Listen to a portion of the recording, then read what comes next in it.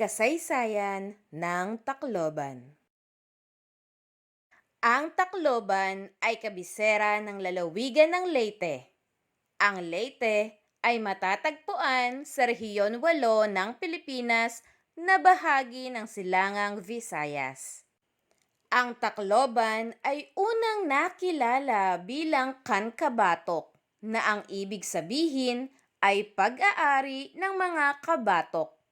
Kabatok ang tawag sa mga unang naninirahan dito.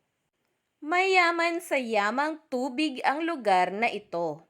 May ginagamit silang isang uri ng basket na panghuli sa mga isda at alimango.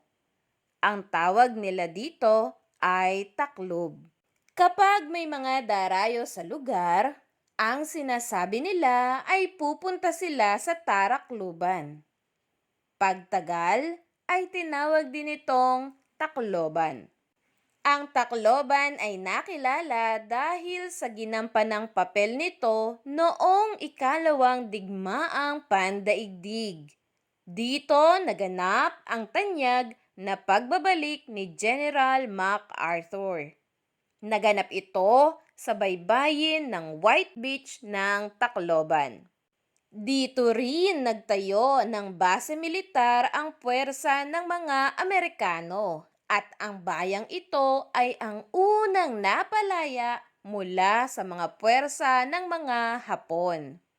Naging pansamantala itong kapital ng Pilipinas, habang ang Maynila ay nasa kapangyarihan pa ng mga Hapon.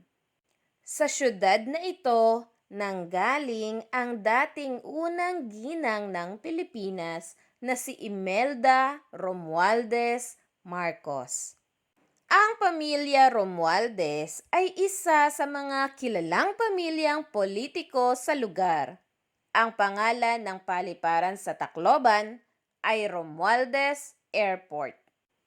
Kakaunti lang ang nakakaalam kung kailan naging munisipalidad ang Tacloban dahil ang mga dokumentong nakapagpapatunay rito ay nasira ng bagyo. Pero marami ang naniniwala na ang Tacloban ay opisyal na naiproklamang munisipalidad noong 1770.